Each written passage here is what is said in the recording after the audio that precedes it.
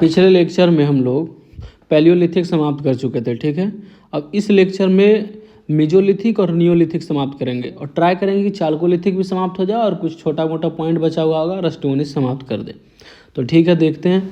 और पैलियोलिथिक समाप्त हो गया था, अब हम मेजोलिथिक की बात करते हैं। तो मेजोलिथिक के बारे में सबसे पहले किसने बताया था? तो सबसे पहले बताया था ACL क्राइलेली ने, ठीक है। इन्होंने बोला था कि मेजोलिथिक का जो स्टार्टिंग पॉइंट है वो विंध्यन रीजन है, ठीक है। ACL क्राइलेली बताया था।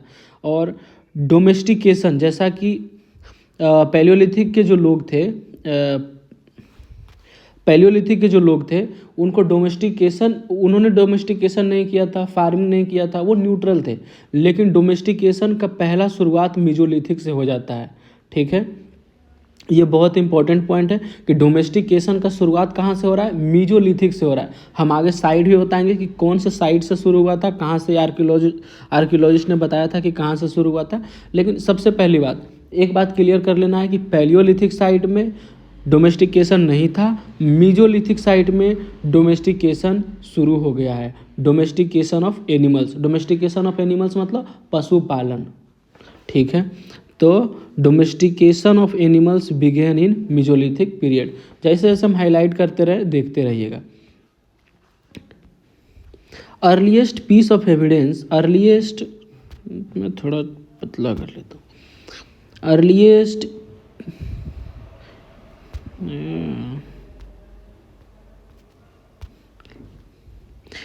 हाँ, कहाँ थे हम? The earliest piece of evidence of domestication of animals been found from Adamgarh and Bagore, ठीक है। ये बहुत ज़्यादा इंपॉर्टेंट पॉइंट है।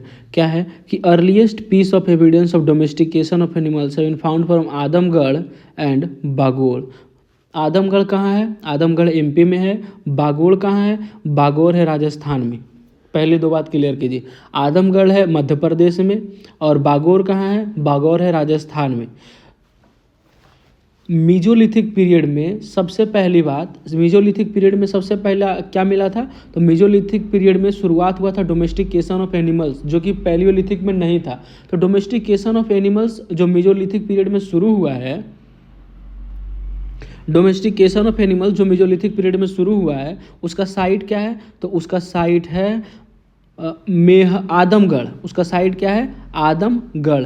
ये क्वेश्चन BPSC बार बार पूछता है कि जो डोमेस्टिकेशन ऑफ एनिमल्स हुआ है जो इंडिया में मेजोलिथिक पीरियड के टाइम पे, उसका साइट कहाँ है? तो वो है आदमगढ़। तो आदमगढ़ कहाँ है? आदमगढ़ है MP में और दूसरा साइट है बागौर, बागौर है राजस्थान में, ठीक है। ये पॉइंट याद रखिएगा।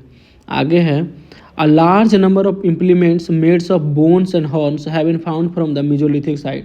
तो Mesolithic site से बहुत सारा हड्डी और सिंग यानी कि बोन्स एंड हॉर्स मिला है। ये कोई इंपॉर्टेंट पॉइंट नहीं है, आप इसको नेग्लेक्ट कर सकते हैं।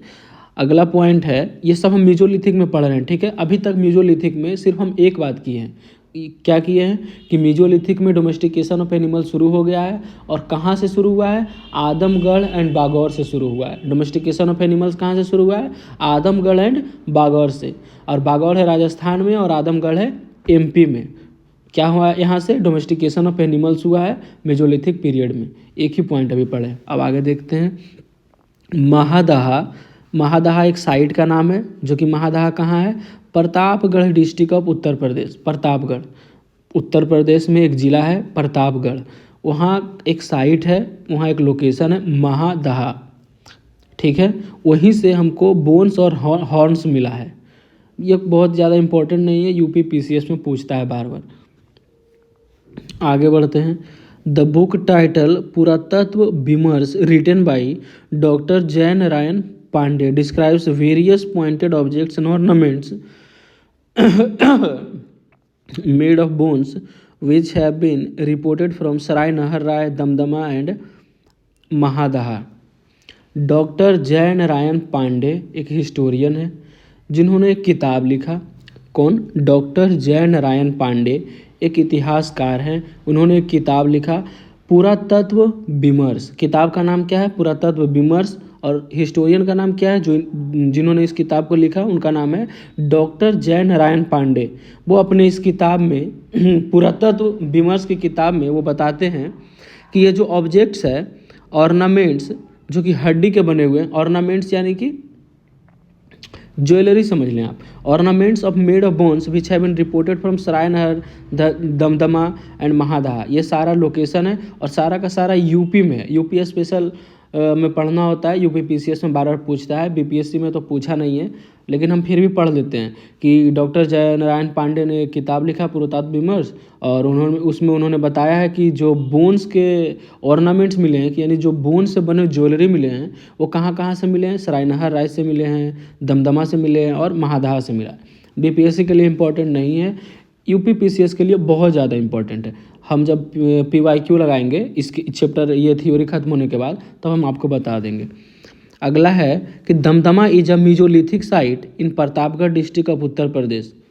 हाँ, हम पहले भी पढ़ चुके हैं दमदमा, ये यही पढ़े हैं कि बोन के ऑर्नामेंट्स मिले हैं दमदमा में। अब ये अगला लाइन है कि मीजोलिथिक साइट है प्रतापगढ़ में, क्लियर है, हम पहले पढ़ चुके हैं इसको। In Damdama 41 human graves have been found. Damdama के बारे में एक खास बात क्या लिखा हुआ है कि 41 ह्यूमन ग्रेव्स, यानी कि ग्रेव्स यानी कि ग्रेव्स को हम कैसे बताएं, जहाँ ये मरने के बाद इंसान को दफना दिया जाता है, उसको हम ग्रेव्स बोलते हैं। तो 41 ह्यूमन ग्रेव्स मिले, कहाँ मिले, दमदमा में मिले। अगेन ये यूपी पीसीएस का पार्ट है, लेकिन एंशिएंट का भी पार्ट है, तो हम एंशिएंट पढ़ रहे हैं। तो एक्चुअली बीपीएससी के पॉइंट ऑफ व्यू से ये सब कम इम्पोर्टेंट है, लेकिन एंशिएंट स्टोरी ऑफ इंडिया है स्टोन एज का, तो हमको पढ़ना पड़ रहा है। अब आगे देखते हैं। दमदमा के बारे में एक बात क्लियर हो गई कि 41 ह्यूमन ग्रेव्स यहाँ से मिले हैं। मैं समझाते हुए जा रहा हूँ, लास्टली आपको रटना ही है। Out of this graves 5 are double burial, 1 triple burial. तो जो 41 ह्यूमन ग्रेव्स मिले दमदमा से, उसमें से 5 डबल बरियल थे और वो 1 ट्रिपल बरियल थे। डबल बरियल ट्रिपल बरियल समझ रहे हैं, मतलब कि 41 लोगों को वहाँ दफनाया गया, ठीक है। तो 5 ऐसे जगह थे जहाँ की 5 ऐसे जगह थे जहाँ की 2 लोगों को एक साथ दफनाया गया, और एक ऐसा जगह था जहाँ 3 लोगों को एक साथ दफनाया गया। 41 लोगों को दफनाया गया है बारी बारी से, तो 5 ऐसा जगह है जहाँ 2 लोगों को एक साथ, और एक ऐसा जगह जहाँ 3 लोग एक साथ। और ये जो बरियल का जो कॉन्सेप्ट है, जो बरियल का जो साइट है, वो हमें कहाँ से देखने को मिल रहा है, वो देखने को मिल रहा है दमदमा से। और दमदमा कहाँ है, Uttar Pradesh. A grave with 4 human skeletons have been found from Sarai Nahar Rai. देखो, अब सराय नहर राय बहुत ज़्यादा फैक्चुअल पॉइंट है, और एज इट इज़ क्वेश्चन आता है, आपको याद करना पड़ेगा। हम एक बार डिक्टेट कर देते हैं, ठीक है। एक ऐसा ग्रेव मतलब कि जहाँ जहाँ दफनाया जाता है आदमी को, एक ऐसा जगह मिला कि जहाँ की ह्यूमन स्केलेटन यानी कि 4 नर कंकाल भी मिले, मतलब कि मानव कंकाल मिले। मतलब एक व्यक्ति मरा हुआ है, उसको दफनाया गया है, और उसके दफनाने के साथ साथ 4 और ह्यूमन का जो स्केलेटन है, जो हड्डी या ढांचा है इंसान का, वो भी साथ में साथ दफनाया गया है। और इसका साइट कहाँ से मिलता है, ये मिलता है सराय नहर राय। रहा होगा उनका कोई मान्यता कि मरने के बाद 4 ह्यूमन स्केलेटन और साथ में दफना दो, ऐसा कुछ रहा होगा। आपको तो एज इट इज़ याद करना है कि a grave with 4 human skeletons has been found at Sarai Nahar राय।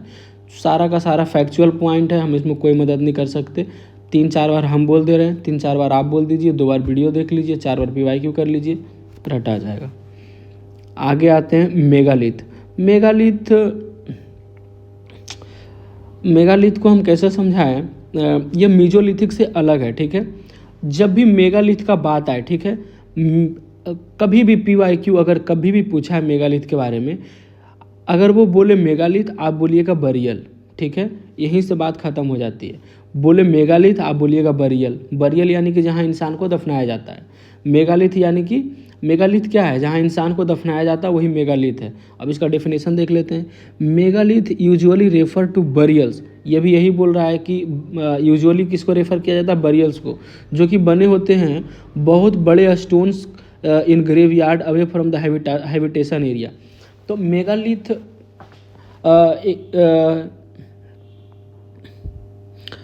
एक ऐसे एरिया को बोलते थे लोग जो जहाँ ये लोग रहते थे, हैबिटेशन एरिया है जहाँ लोग रह रहे हैं पहले से, वहाँ से कुछ दूरी पे एक ग्रेवयार्ड बनाया जाता था जिसमें कि लोगों को दफन किया जाता था मरने के बाद। उसको बोलता था लोग मेगालिथ, यानी कि मेगालिथ बोलिए या फिर बरियल बोलिए, एक ही चीज़ है।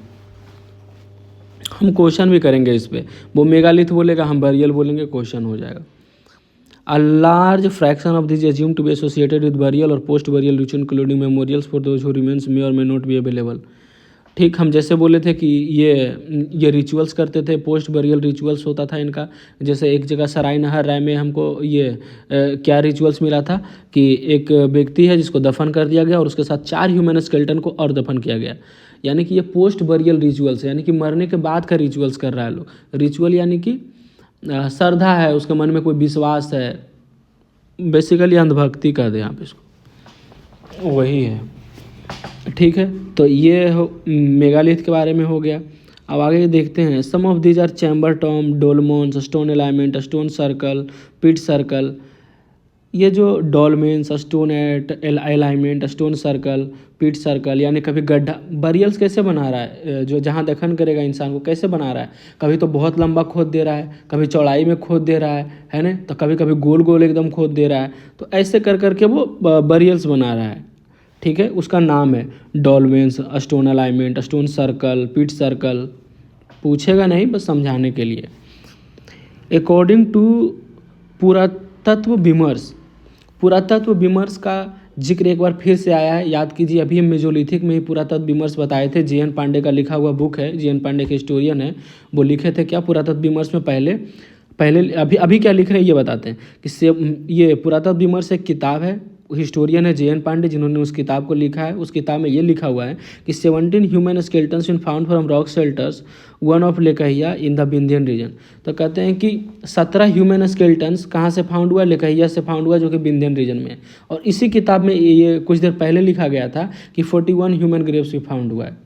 तो ये फैक्ट है। 2 पॉइंट अलग से बना लें कि पुरातत्व विमर्श जे एन पांडे जी का एक किताब है जिसमें 2 फैक्चुअल पॉइंट हमको याद करना है। पहला तो पुरातत्व विमर्श जे एन पांडे ने बताया कि 41 ह्यूमन ग्रेव्स दमदमा में फाउंड हुआ है। दूसरा है कि लेखैया में 17 ह्यूमन स्केलेटन्स फाउंड मिला है। That's it. आगे बढ़ते हैं। Some of these were relative pristine condition while most of the others were warped. According to John R. Lucas of University Oregon, remnants of 27 human skeletons been found in लेखैया। अब देखो, अलग अलग historian अलग अलग बात कर रहे हैं। जे एन पांडे अपने किताब पुरातत्व विमर्श में कहते हैं कि लेखैया से 17 ह्यूमन स्केलेटन्स मिला। अब एक यूनिवर्सिटी है आर लुकास ऑफ यूनिवर्सिटी जो ओरेगॉन में है, यूएसए। अब ओरेगॉन यूएसए, ओरेगॉन जहाँ ओशो पहली बार गए थे अगर आपको पता हो तो, ओरेगॉन एक यूनिवर्सिटी है ओरेगॉन में, आर लुकास यूनिवर्सिटी। वो कहता है कि लेखैया में 27 ह्यूमन स्केलेटन मिला था। और जे एन पांडे जो है हिस्टोरियन हमारे यहाँ के, उनका जो किताब है पुरातत्व विमर्श, वो कहते हैं कि लेखैया में 17 ह्यूमन स्केलेटन मिला था। और ये कहते हैं कि आर लुकास यूनिवर्सिटी जो ओरेगॉन का है वो कहता है कि 27 ह्यूमन स्केलेटन्स मिला था लेखैया में। तो अगर क्वेश्चन पूछेगा भी तो ये काफ़ी इस तरह का क्वेश्चन हो गया है, ये विवादित क्वेश्चन हो गया, पूछेगा नहीं। अगर पूछना भी होगा तो ऐसे पूछेगा कि आप बताइए कि आर लुकास यूनिवर्सिटी के अनुसार लेखैया में कितने ह्यूमन स्केलेटन थे, तो बोलिएगा 27। और अगर जब बोलेगा कि जे एन पांडे का जो किताब है पुरातत्व विमर्श उसमें लेखैया में कितने ह्यूमन स्केलेटन बताया गया, तो आप बोलिएगा 17। ठीक है, आगे बढ़ते हैं। आगे है the rock shelters of Bhimbetka are situated in Raisen district of Madhya Pradesh. Rock shelters of Bhimbetka are situated in Raisen district of Madhya Pradesh. तो भीमबेटका मध्य प्रदेश में हम सबको पता है, एज इट इज पॉइंट है, मतलब स्टैटिक जीके का पार्ट है कि कहाँ है। तो ये भीमबेटका कहाँ है, तो मध्य प्रदेश में, मध्य प्रदेश के रायसेन जिला में है। तो खास बात क्या है, ये स्टोन एज में क्यों बोल रहा है, अब आगे देखते हैं कि UNESCO included the rock of Bhimbetka in the list of world heritage site.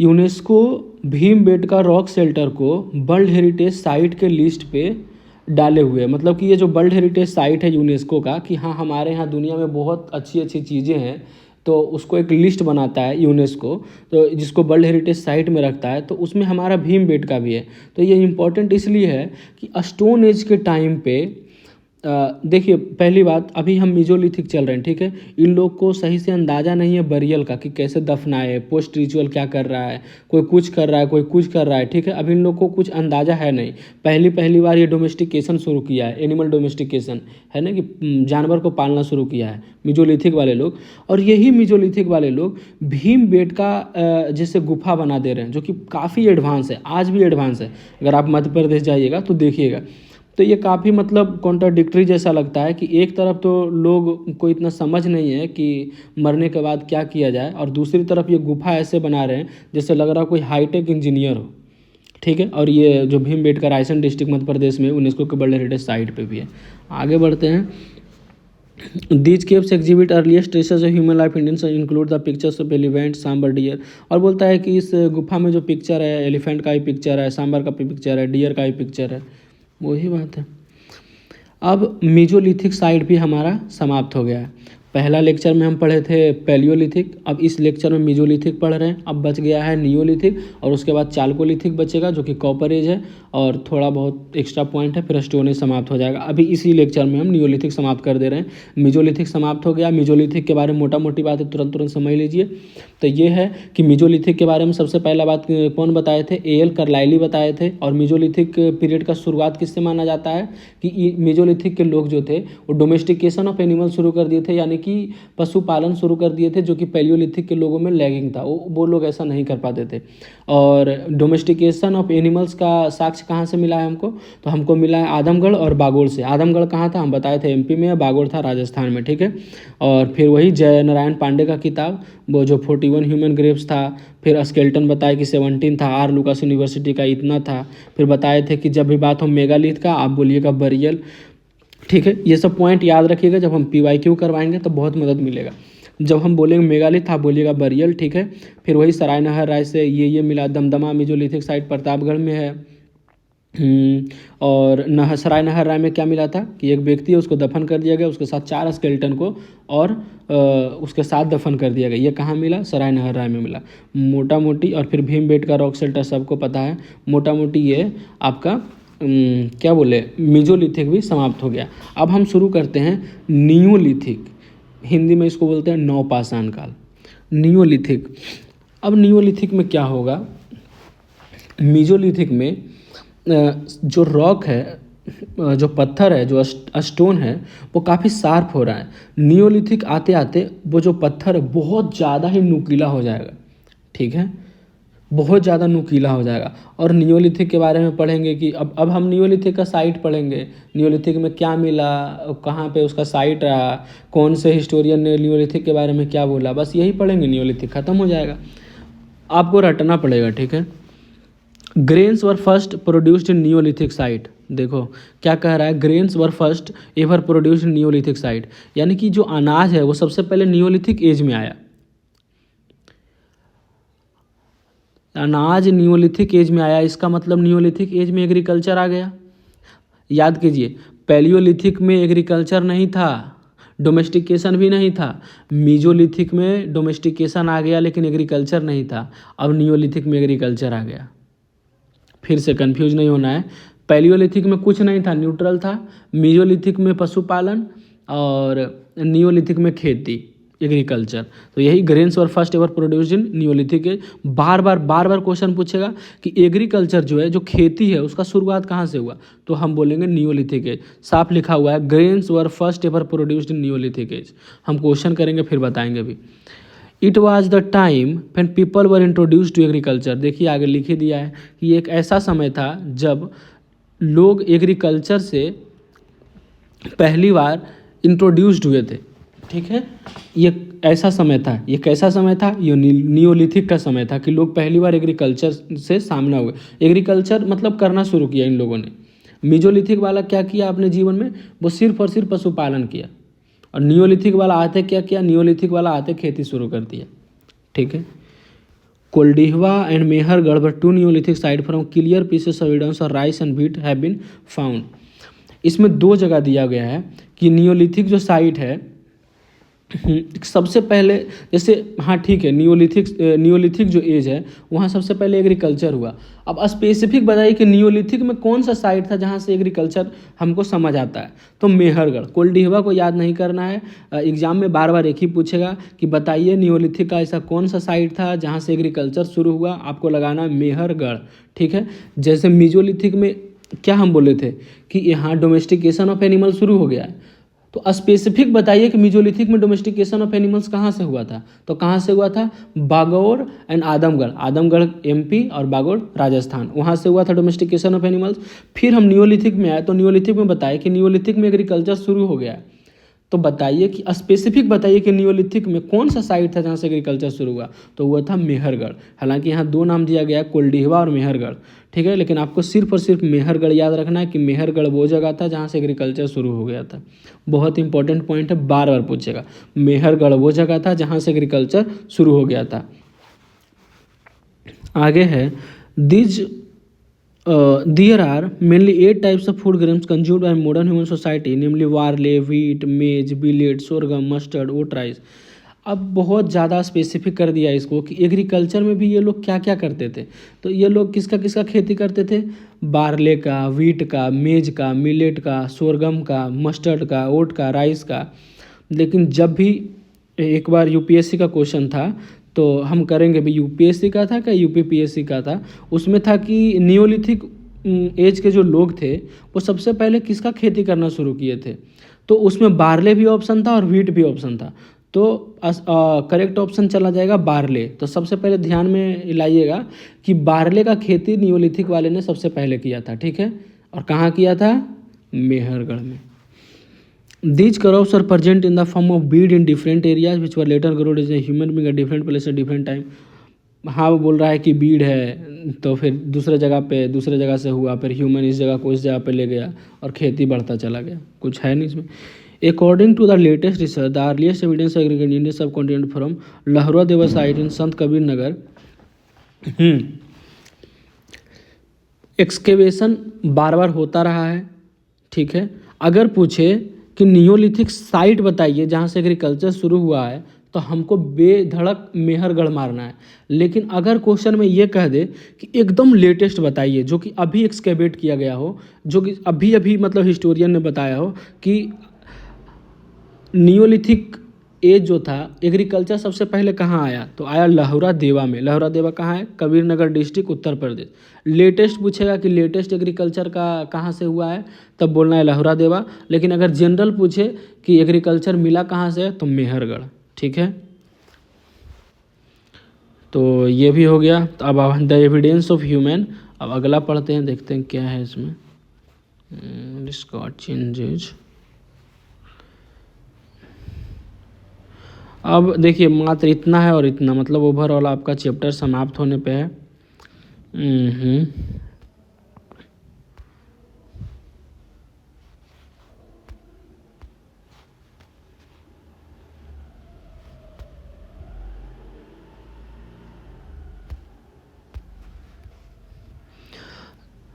The human activity and beginning of rice cultivation and the site dated back to around 9000 to 7000 BC। Ancient history में date याद रखने का कोई ज़रूरत नहीं है, इसको काट दें। Significantly before this research the early division Mehrgarh in Balochistan belonging an earliest.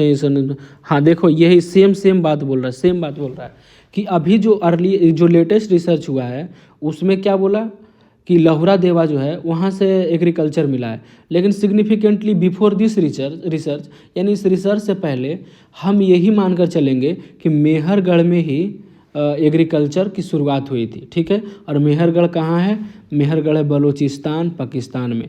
ध्यान रखना है, बलूचिस्तान अभी भी पाकिस्तान का ही हिस्सा है। On the Belan river, Prayagraj नहीं पूछेगा। The cultural remains from a stone age Harappan civilization found Mehrgarh located in. फिर से सेम पॉइंट, मतलब पिछले 7-8 लाइन से एक ही बात बोले जा रहा है कि मेहरगढ़ से एग्रीकल्चर की शुरुआत हुई और मेहरगढ़ बलूचिस्तान में है। बलूचिस्तान अभी भी पाकिस्तान का हिस्सा है। ठीक है, 7-8 लाइन में एक ही बात को बार बार बोल दिया, इसका मतलब बहुत ज़्यादा इंपॉर्टेंट है। क्या बोला है कि मेहरगढ़ से खेती की शुरुआत हुई, एग्रीकल्चर की शुरुआत हुई। मेहरगढ़ कहाँ है? मेहरगढ़ बलूचिस्तान में है। और बलूचिस्तान किसका हिस्सा है? बलूचिस्तान अभी पाकिस्तान का हिस्सा है, बाद में क्या होगा नहीं पता। अब आते हैं कि बुर्जा होम साइट। बुर्जा होम साइट ये बहुत ज़्यादा इंपॉर्टेंट साइट है, जम्मू एंड कश्मीर का होना चाहिए। हाँ, बुर्जा होम साइट कश्मीर वैली का है, ठीक है। यहाँ बुर्जा होम साइट कश्मीर वैली में आता है। कश्मीर वैली में एक साइट है बुर्जा होम साइट। ये बहुत ज़्यादा इंपॉर्टेंट है। इंपॉर्टेंट इसलिए है क्योंकि यहाँ क्या हुआ था, यहाँ इंसान और जानवर दोनों का स्केलेटन एक जगह पाया गया। कहाँ? नियोलिथिक साइट है बुर्जा होम। बुर्जा होम का साइट है कहाँ है? कश्मीर वैली में है। और बुर्जा होम साइट नियोलिथिक में खास इसलिए है क्योंकि यहाँ इंसान और जानवर दोनों का हड्डी एक जगह पाया गया था। Both human and animal skeletons have are found trapping borers hallmarks, ठीक है, सेम जगह पाया गया था। In many pits bones of, हाँ, और बुर्जा होम में बहुत जगह देखा गया है कि जो ये ह्यूमन और एनिमल्स है, और खासकर एनिमल्स में कौन? डॉग। कहीं कहीं डियर भी लिखा हुआ है, लेकिन क्वेश्चन में आपका डॉग ही आएगा।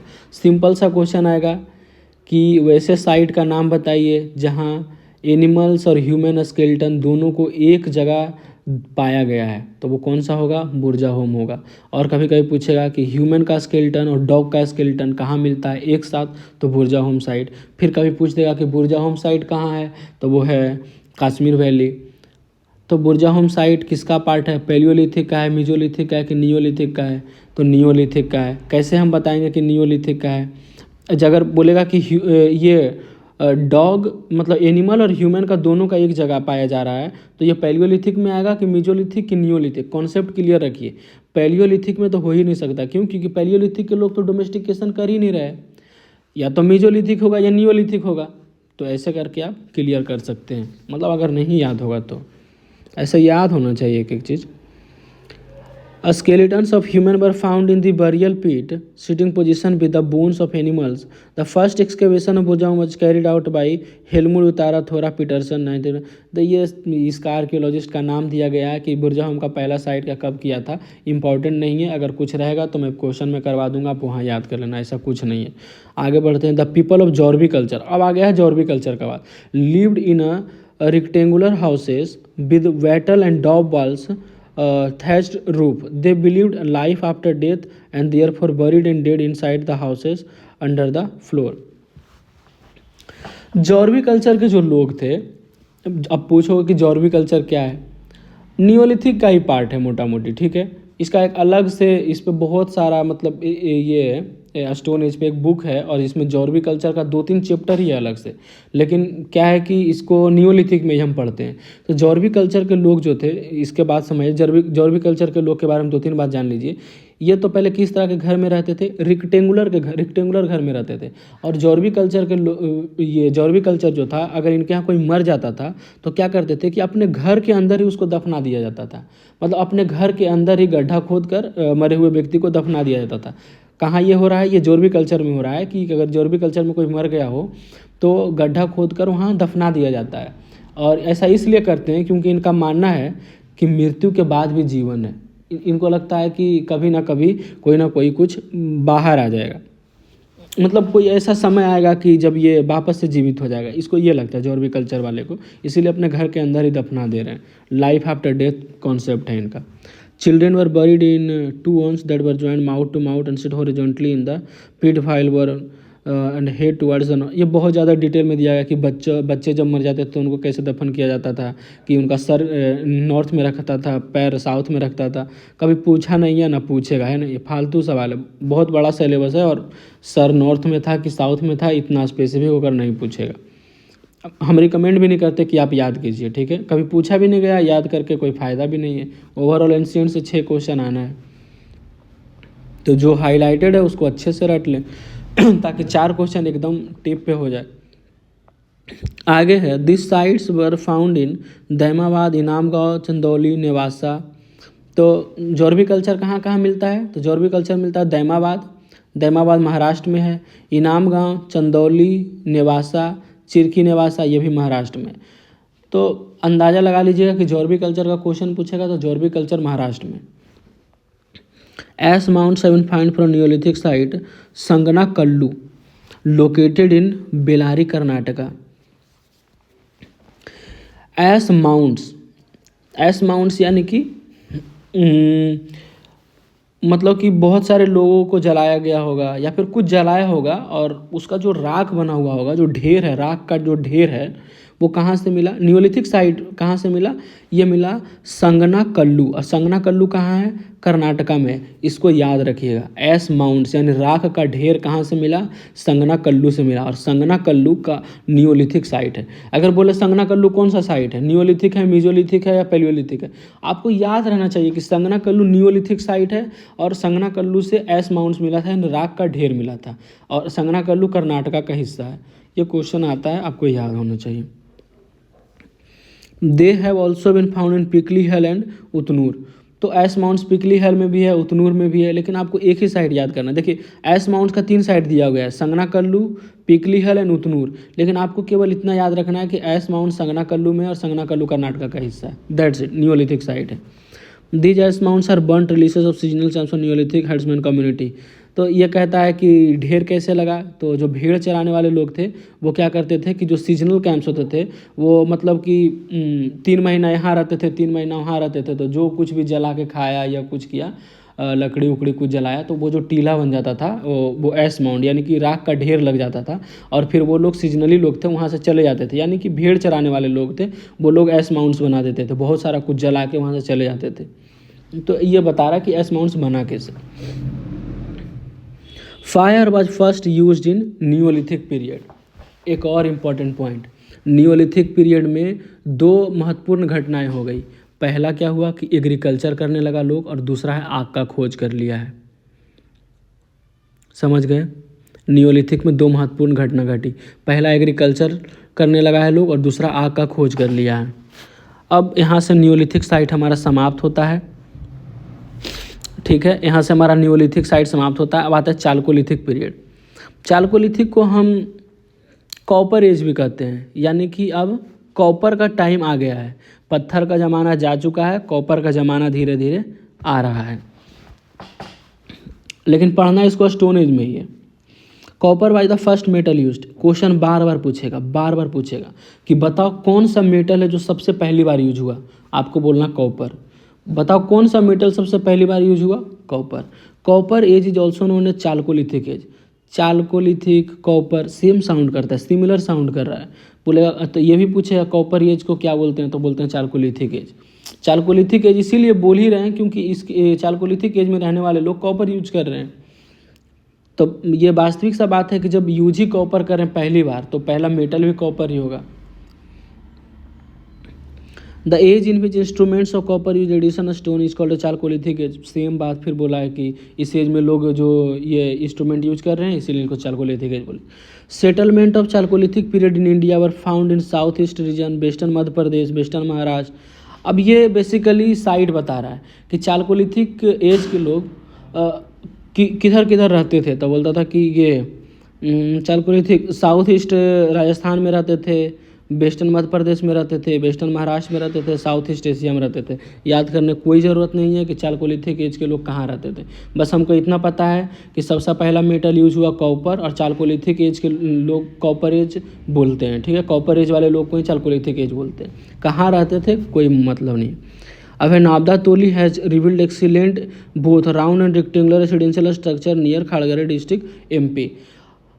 ये तो नहीं पूछेगा कि जो नवदा तोली लोग थे वो कैसे घर में रहते थे, रेक्टेंगुलर घर में रहते थे या नहीं रहते थे, लेकिन ये ज़रूर पूछेगा कि नवदा तोली साइड जो है वो कौन से जगह का हिस्सा है। तो जब भी नवदा तोली बोलेगा तो आपको बोलना है कि ये मध्य प्रदेश का हिस्सा है।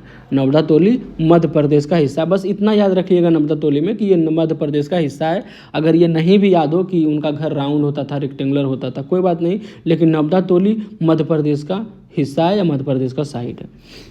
Former major about 3 metre diameter 2 metre. अब कह रहा है कि पहले ये मापा गया था कि इसका डायमीटर इसके घर का इतना होता था, एरिया इतना होता था।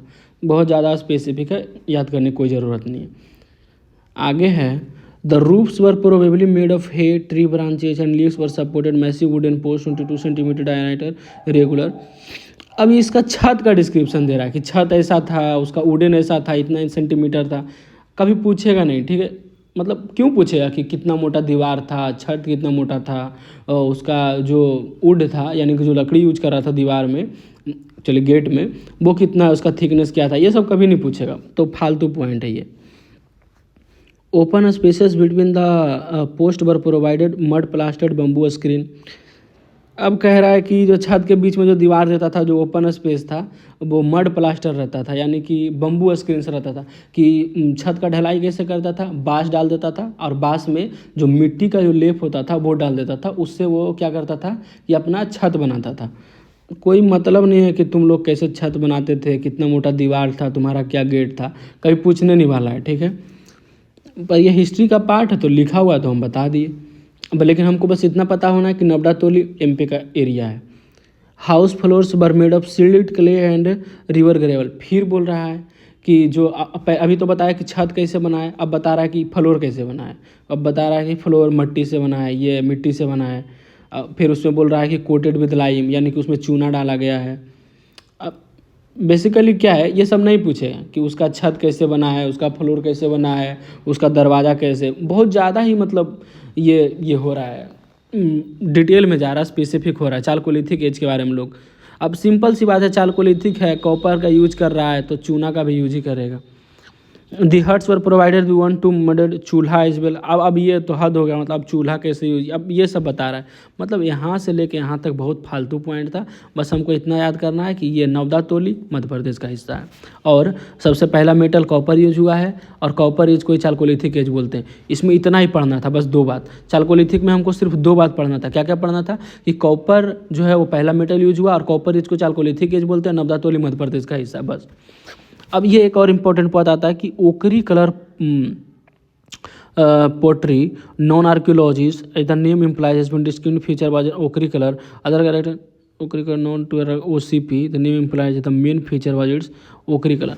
ओकरी कलर पोट्री भी वहाँ मिला था। कहाँ मिला ओकरी कलर पोट्री, अभी बताएंगे कि स्पेसिफिक कहाँ मिला था। अब हम आपको बता देते हैं कि ओकरी कलर पोट्री है क्या।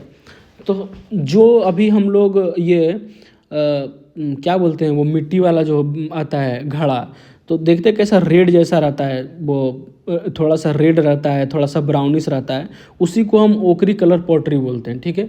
वही है, एज इट इज़ है, ठीक है। फायर का खोज हो ही गया था नियोलिथिक में, अब हम चालकोलिथिक में आ गए हैं। वो मिट्टी का बर्तन था, उसको आग में डाल दिया तो उसका कलर हो गया है रेडिश ब्राउन, उसी को हम कहते हैं ochre coloured pottery. Other characteristics of porous character in fact invariable. अब कहता है कि इसका पोरस कैरेक्टर था, ठीक है। पोरस कैरेक्टर तो होगा ही, मिट्टी का बर्तन है तो पोरस यानी कि छिद्र होगा अगल बगल, तभी तो हम पानी रखेंगे तो गर्मी के दिन में वो हवा इधर से उधर पास होगा। इसका एक साइंटिफिक कॉन्सेप्ट है, वो कभी और बताएंगे कि ये घड़ा में पानी कैसे ठंडा रहता है। वही बोल रहा है कि इसका पोरस कैरेक्टर था, यानी कि दोनों मिट्टी के बर्तन में छिद्र बना रहता है, थोड़ा थोड़ा, आज भी रहता है। Most of its mainly from Atranji Khera and Hastinapur.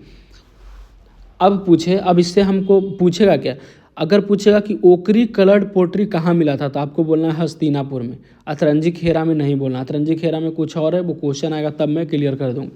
अब यहाँ से क्या हम बता दिए कि ओकरी कलर्ड पोट्री क्या है, उसको भूल जाइए। इससे बस इतना याद रखिए कि ओकरी कलर्ड पोट्री हस्तिनापुर में मिला है, बस। देखिए इतना नियोलिथिक के बाद देखिए, ये जहाँ हम अंडरलाइन कर रहे हैं वहाँ देखिए, ऊपर देखिए ऊपर, हाँ। चालकोलिथिक में 3 बात, कॉपर सबसे पहला मेटल यूज हुआ, ठीक है। कॉपर एज को चालकोलिथिक एज कहते हैं, नवदातोली मध्य प्रदेश में है, हो गया। अब है दूसरा, ओकरी कलर्ड पोट्री हस्तिनापुर में मिला, ठीक है। ओकरी कलर्ड पोट्री कहाँ मिला, हस्तिनापुर में। अब आगे बढ़ते हैं, थोड़ा सा और बचा हुआ है ये, ठीक है। इसके बाद क्वेश्चन है, थोड़ा सा बचा हुआ है, इसको मैं कर ही देता हूँ।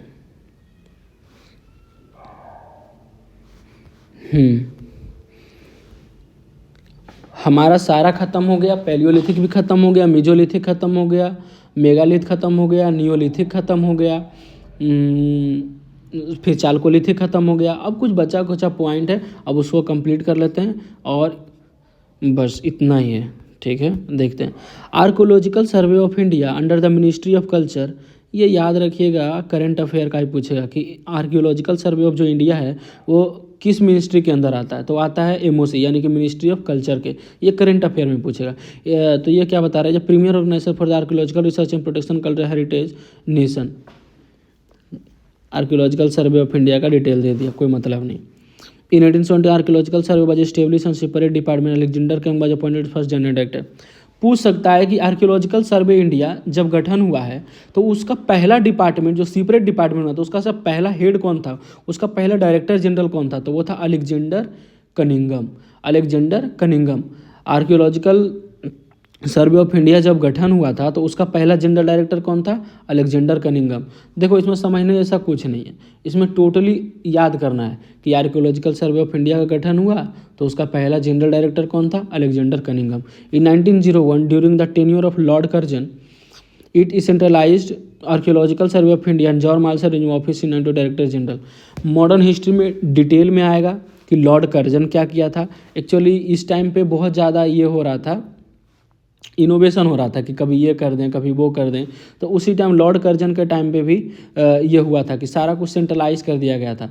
तो उसी में जॉन मार्शल को ये कुछ दिन के लिए लॉर्ड कर्जन था जो वाइसराय, तो जॉन मार्शल को ऑफिस में बैठा दिया डायरेक्टर जनरल के तौर पे। लॉर्ड कर्जन वाइसराय बन गया था तो लॉर्ड कर्जन बोला कि जॉन मार्शल तुम बन जाओ डायरेक्टर जनरल। अब डायरेक्टर जनरल अलेक्जेंडर कनिंघम नहीं है। अलेक्जेंडर कनिंघम पहला डायरेक्टर जनरल है जब आर्कियोलॉजिकल सर्वे ऑफ इंडिया बना, लेकिन जब लॉर्ड कर्जन वाइसराय बना तो जॉन मार्शल को डायरेक्टर जनरल बना दिया। ये याद करना है, समझ आया तो ठीक है, नहीं तो एज इट इज़ यही जो बात है वो मॉडर्न हिस्ट्री में रिपीट होगा। जब हम पढ़ाएंगे तो आपको बता देंगे। National museum of mankind known as Indira Gandhi Rashtriya Manav संग्रहालय इज लोकेटेड इन भोपाल। अब कह रहा है कि एक म्यूजियम है, म्यूजियम का नाम है नेशनल म्यूजियम ऑफ मैनकाइंड। तो ये कहाँ है, मध्य प्रदेश में है। और नेशनल म्यूजियम ऑफ मैनकाइंड को हिंदी में बोलते हैं राष्ट्रीय मानव संग्रहालय। और किनके नाम पे है, इंदिरा गांधी के नाम पे, इसलिए पड़ गया। इंदिरा गांधी राष्ट्रीय मानव संग्रहालय कहाँ है, भोपाल में है, ठीक है। तो ये इतना पूरा जो पार्ट है स्टोन एज से कोई लेना देना नहीं है, ये जनरल स्टडी का पार्ट था, ये आना चाहिए। अगर नहीं आता है तो आप याद कर लीजिए, इंपॉर्टेंट भी है, लेकिन स्टोन एज से कोई लेना देना नहीं था।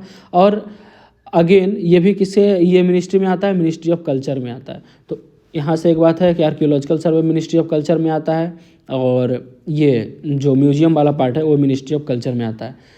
अब यहाँ से स्टोन एज का जितना भी थ्योरी वाला पार्ट था वो कंप्लीट हुआ। क्योंकि एंशिएंट हिस्ट्री में जितना कम पढ़ें और बार बार जो क्वेश्चन रिपीट होता है उसको पढ़े तो बेहतर है। ओवरऑल 6 क्वेश्चन आता है एंशिएंट में, ठीक है। 4 as it is PYQ repeat होगा। 2 क्वेश्चन आप बहुत ज़्यादा पढ़ने जाएंगे तो हो सकता है बन जाए, हो सकता है नहीं भी बने। तो 2 क्वेश्चन के लिए बहुत ज़्यादा पढ़ने की ज़रूरत नहीं है। मेरे ख्याल से घटना चक्र का थ्योरी वाला पार्ट बहुत ज़्यादा है, अपने आप में ज़्यादा है, और जो बचा खुचा है वो PYQ से कंप्लीट हो जाएगा, ठीक है। तो हम अब स्टोन एज का चैप्टर कंप्लीट कर दिए हैं। अब आगे स्टोन एज का जितना सारा PYQ होगा हम वो करेंगे। आप याद करके आइएगा, साथ साथ PYQ कीजिएगा, हम एक बार और रिवीजन करा देंगे PYQ के थ्रू। ठीक है, धन्यवाद। आपका चैप्टर अभी कंप्लीट हुआ, अगला चैप्टर हम अब शुरू करेंगे, ठीक है।